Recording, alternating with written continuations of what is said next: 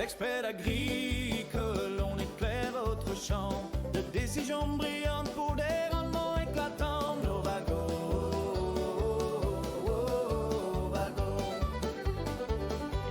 Est-ce que tu es excitée, Valérie? Vraiment très excitée. Ça fait quand même plusieurs semaines, et c'est pas dire mois, qu'on pense à ce projet-là. Fait que aujourd'hui, c'est comme un premier test. Teste nos micros, teste notre organisation, voir si ça fonctionne bien. Puis on lance ce balado-là avec beaucoup d'humilité, sans prétention. Je pense que ce qu'on veut faire, c'est vraiment valoriser l'expertise qu'on a à l'intérieur de Novago, mais aussi à l'intérieur de notre grand réseau, les belles histoires de nos membres. Fait que bref, on veut se donner beaucoup de liberté avec ce podcast-là. Ça va être imparfait, mais ça va être assurément très intéressant. Oui, absolument. Bon, tu l'as lancé d'entrée de jeu. On y va avec beaucoup d'humilité. Premier balado de Novago Coopérative. Mettons que quelqu'un tombe là-dessus, là, Valérie, Mélisa, aucune idée qui on est, aucune idée qu'est-ce qu'est Novago.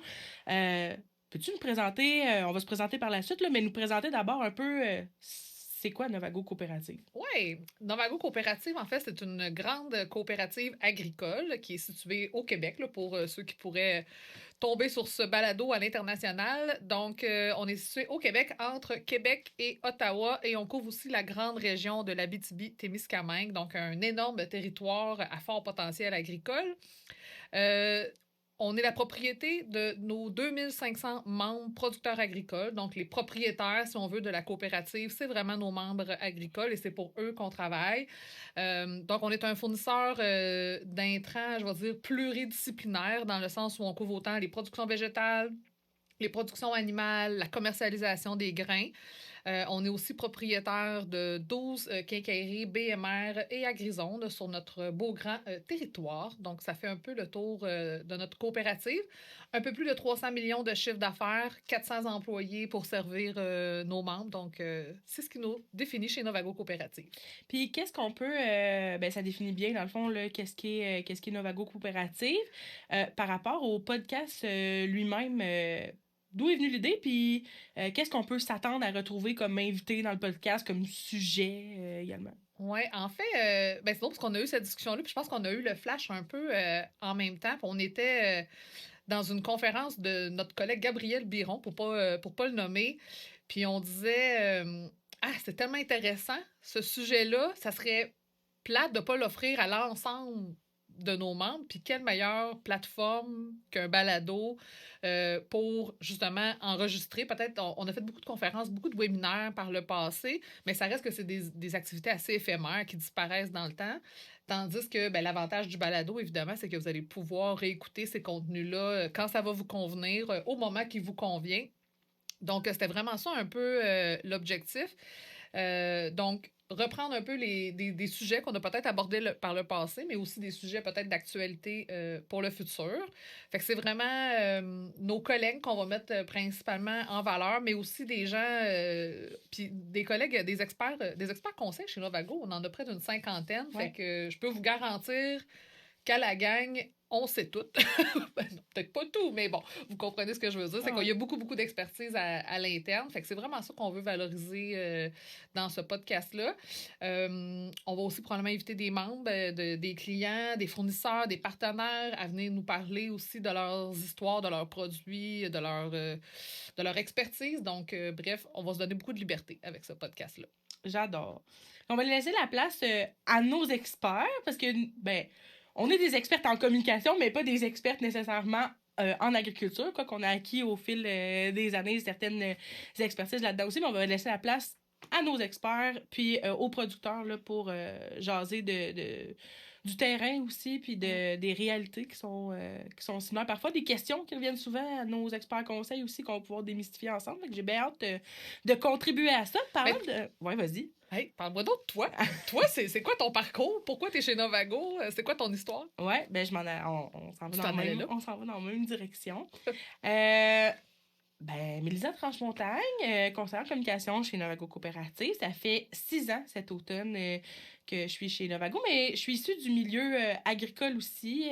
Mon papa, Éric, salut, Éric, qui est producteur agricole, membre de Novago Coopérative, bien entendu, dans la région de la Naudière à Saint-Cuthbert. Puis j'ai grandi sur la ferme anciennement production laitière, maintenant qui se concentre sur la grande culture. Mon parcours a bifurqué vers le tourisme, l'événementiel, plein d'autres choses. Puis à un moment donné, il y a un poste qui s'est ouvert à la coopérative il y a 6 ans, qui était justement dirigé vers l'événementiel. Donc, tournois de golf, justement les webinaires, les activités, les communications aussi à l'interne avec nos employés, mais aussi à l'externe avec les membres. Fait que c'est un petit peu les chapeaux que j'ai chez Novago Coopérative. Donc, je suis vraiment, vraiment fière de ce parcours-là, puis de jumeler aussi mon amour pour les communications puis l'événementiel avec l'agriculture, qui est un milieu que je trouve tellement extraordinaire, les producteurs que j'adore aussi. Fait que c'est le meilleur des deux mondes. Ouais. Fait qu'on va être vos deux fières animatrices, Mélisa puis Valérie. On vous a parlé un petit peu c'était quoi la coop, où est-ce qu'on s'en allait avec ce podcast-là, mais pour qu'ils nous connaissent un petit peu plus, là, nos auditeurs de podcast, Valérie, j'aimerais ça, toi aussi, que tu te présentes. Oui, Valérie Ouellette. En fait, je suis à la coop depuis 15 ans cet automne. Un jalon important. J'ai eu un parcours très hétéroclite et je ne viens pas du tout du milieu agricole. Donc, je suis née à Joliette, mais j'ai grandi à Chicoutimi. Fait que une fille de la ville de campagne, si on veut. J'ai étudié en communication à l'Université Laval. J'ai travaillé dans diverses industries là, avant de trouver l'agriculture, mais j'ai travaillé en publicité, j'ai travaillé dans les jeux vidéo, j'ai travaillé pour le gouvernement aussi. Puis finalement, de fil en aiguille, j'ai rencontré Danny Côté, en fait, qui est mon patron aujourd'hui, puis qui était mon patron aussi à l'époque, puis qui m'a offert un travail. Puis j'ai eu un coup de cœur tout de suite pour le milieu agricole. C'était complètement inconnu pour moi. Je venais pas du tout de ce milieu-là. J'ai pas de famille qui est impliquée en agriculture non plus. Mais j'ai vraiment eu un coup de foudre pour le milieu, ses opportunités, son authenticité. C'est vraiment ça qui m'a allumée. Puis j'ai gravi les échelons tranquillement, pas vite, pour aujourd'hui être la vice-présidente communication, mais depuis tout récemment aussi vice-présidente talent et culture, donc aux ressources humaines chez Novago. Et je suis aussi très impliquée avec notre conseil d'administration comme secrétaire générale du CA de Novago. Hein? Je fais du pouce un petit peu sur ce que tu as dit. Bravo pour ton parcours. Je suis vraiment contente d'être dans ton équipe. Tu me parles du conseil d'administration. Peux-tu me dresser un petit peu un portrait au niveau de la coop? Qui forme notre conseil d'administration? Puis les qualités qu'on retrouve en termes de producteurs agricoles impliqués dans leur coop? Oui, c'est vraiment une bonne question. En fait, puis je pense que c'est vraiment une des grandes forces de notre modèle coopératif. En fait, notre coopérative, bien sûr, est gouvernée par un comité de direction, des gestionnaires qui sont embauchés par le chef de la direction. Mais le chef de la direction, lui, est choisi par notre conseil d'administration. Puis notre conseil d'administration est formé uniquement de nos membres producteurs agricoles. Donc, le conseil d'administration de Novago, il est composé de 14 membres qui sont tous des producteurs de différentes productions. On a des gens en production laitière, des gens en grande culture, des gens en aviculture. Bref, on couvre vraiment plusieurs territoires, mais aussi plusieurs spécialités agricoles. Fait que c'est vraiment, encore là, je trouve une belle distinction coopérative, que ce soit nos membres qui nous gouvernent, en fait, d'une certaine façon, donc qui déterminent les grandes orientations stratégiques de notre coopérative. Ça amène une couleur, je pense, qui est vraiment proche du terrain, puis qui est vraiment, encore là, très authentique avec notre fonctionnement, notre gestion aussi. Absolument. Puis tu le disais, des administrateurs de tout horizon, puis des hommes, des femmes de différents âges, avec des parcours différents, qui amènent toutes des idées différentes. Puis je pense que ça challenge, puis ça nous amène à nous dépasser plus loin. Puis on le ressent même... toi, tu es plus impliqué au niveau du comité de direction puis du conseil d'administration, mais je veux dire, même au palier où moi, je suis en tant que conseillère, mais je le ressens dans notre quotidien, ça, l'implication de nos administrateurs. Puis c'est quelque chose qui est au cœur de notre coopérative, qui est tellement, tellement important. Bon, je regarde dans les petites notes qu'on s'est pris, là. Je m'étais mis des petites questions croisées. Tu l'as dit tantôt, ça fait 15 ans que tu es dans dans la coopération agricole. Tu n'es pas du milieu à la base. J'ai le goût qu'on se pose des petites questions un petit peu plus ludiques, puis ça va arriver des fois dans le podcast aussi. Au début, y a-t-il quelque chose qui est une évidence maintenant pour toi en agriculture, mais que quand tu as commencé, tu savais pas en tout, je sais pas, moi, tu savais pas c'était quoi une vache tarie, là, mettons, par exemple. Je savais assurément pas c'était quoi une vache tarie.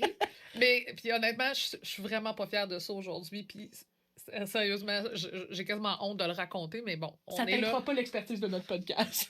Non, soyez assurés que nos experts sont beaucoup plus experts que moi. Mais on a dit qu'on aurait beaucoup d'humilité. Donc, pour moi, du maïs, c'était tout du maïs sucré. Ah Je oui. savais pas qu'il y avait du maïs, mettons, Ben- en silage. Fait que quand mon conjoint, qui est impliqué aussi en agriculture, m'a expliqué ça la première fois, c'était comme une grande révélation de savoir que c'était pas tout le maïs qui était du maïs sucré et que tout le maïs n'était pas bon pour les humains. Donc, aujourd'hui, je fais bien la distinction, je vous rassure, mais à l'époque, j'en avais aucune idée. C'est très citadin. C'est très citadin comme Hey! anecdote. Bon, je répète que ça ne fera pas, que l'expertise va être haute, là, dans... On va parler de différents hybrides de maïs, etc. Mais pour te rassurer un peu, dis-toi que même si je suis issue du milieu agricole et que j'ai grandi sur une ferme, là, je raconte ça, c'est peut-être pas bon de raconter ça, mais mon père m'a déjà envoyé chercher un sac de maïs sucré. On avait planté quelques rangs de maïs sucré dans un champ de maïs et je suis revenue avec du blé de la vache. Fait que... c'est pas juste les citadines qui peuvent... Ça me rassure. qui peuvent se tromper. Ça me rassure. Même moi, fait que... mais ça fait longtemps quand même. Là, Mais toi qui viens du on milieu rassure. agricole, Mélisa, il t'est sûrement déjà arrivé une anecdote complètement absurde ou... Ouais, mais ben, c'est ça. Dans mon parcours, j'ai fait mes études, j'habitais à Trois-Rivières, puis quand je suis revenue à la campagne, des fois, ça donne place à des choses que j'aurais jamais vécues en ville, assurément. Mon doux. Bon, je me rappelle d'un matin, c'est l'année passée ou l'autre, peu importe. Je pars pour aller travailler, je pars pour aller porter mon enfant à l'école pour m'en aller au bureau de Saint-Barthélemy à la coop après. Puis en même temps, je vois des ombres dans le chemin. Je suis comme, ah, ça doit être, je sais pas, un chevreuil. Mais non, finalement, c'était 3 bouvillons Ah. qui s'étaient comme échappés. Des bouvillons Euh, en cavale. Oui, des bouvillons en cavale. Là, finalement, appel, on savait pas c'était à quel producteur. Il y a quand même plusieurs producteurs laitiers dans le coin. Finalement, on trouve c'est à qui la personne était pas chez elle à ce moment-là. Fait que j'ai appelé, ben là, je vais faire, excusez l'anglicisme, du name dropping. J'ai appelé Raphaël Rémillard de la ferme Rémille. Salut Raphaël. Qui est arrivé tel un cow-boy avec son lasso. Puis on a récupéré les bouvillons dans le champ avec l'aide de la SQ qui, lui, trouvait que c'était vraiment Très drôle. une journée assez rocambolesque. Il avait jamais vécu ça dans sa journée. Fait que, ouais, c'est une anecdote Ah. farfelue qui m'est arrivée en lien avec le milieu agricole. Puis depuis la ferme, il y en a d'autres, là. Nos poneys qui se sont échappés à l'écurie. Des anecdotes, il y en a plusieurs. Puis je suis convaincue que quand on va recevoir des producteurs agricoles, ils vont avoir des souvenirs puis des anecdotes à nous raconter aussi, certainement. Faudrait se faire un segment anecdote, ça serait très drôle. Ouais. Parce que quand on a des producteurs qui viennent à la coop, là, ils nous en racontent des fois des vertes et des pommures sur des choses, des parties de coop, si ça, fait qu'on aura certainement l'occasion de fouiller un peu dans l'historique. Parlant des segments du podcast ou de différentes choses qu'on va apporter, bien entendu, il y a un grand volet qui va être en fonction de l'expertise, des productions qu'on l'a dit tantôt, là, végétales, animales, agro-environnement. Donc, on va vraiment parler de sujets plus techniques en agriculture que ce qu'on fait, bien entendu, dans cet épisode qui est plus pilote pour vous parler un petit peu plus du podcast. On va quand même avoir, je vais dire, 2 segments un petit peu plus ludique à travers le podcast, le segment l'œuf ou la poule, donc où on va donner un ultimatum à nos experts qui vont venir nous parler. Donc, je sais pas, peut-être en tel ou tel hybride, c'est lequel ton préféré, des questions techniques sur les bonnes façons de faire. Est-ce que c'est mieux je sais pas moi, de passer la déchaumeuse à tel moment ou à tel moment. Donc, on pourra... L'œuf ou la poule. Ouais, l'œuf ou la poule, 2 choix. On va être 2 animatrices à tour de rôle dans ce podcast-là, mais là, j'ai le goût de jouer le rôle de l'animatrice et toi de l'inviter. Valérie, je te pose à brûle pour point un œuf ou la poule dans ta vie, autant personnelle que professionnelle. Planifier longtemps d'avance ou s'adapter en vitesse selon la réalité du terrain? Je suis quelqu'un qui est très s'adapter en vitesse. Pourtant, je suis capable de planifier. Je veux dire, je planifie, mais je pense que je suis vraiment à mon meilleur quand je suis dans le feu de l'action puis qu'il faut que ça aille vite. Fait que je pense que c'est un volet de ma personnalité qui me permet d'être là, entre autres, aujourd'hui. Donc, ouais, j'aime planifier, mais je pense que je suis vraiment à mon meilleur dans le feu de l'action. Bien répondu.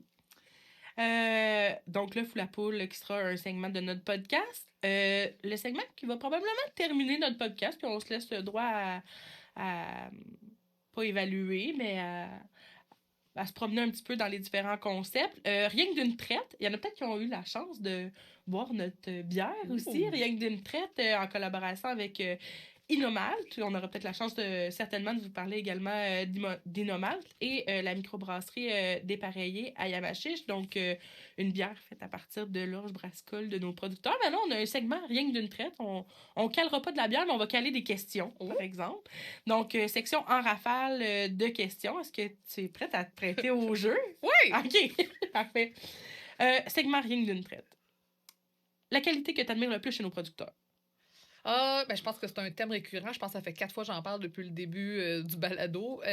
L'authenticité, assurément. Ça a été mon premier coup de cœur quand j'ai commencé à travailler en agriculture, de rencontrer des gens qui sont vrais, qui sont proches de la terre, proches des gens qui disent ce qu'ils pensent. Fait que ça m'a beaucoup, beaucoup allumé. Fait que je pense que c'est une des grandes qualités, encore à ce jour, que je vois chez les producteurs agricoles.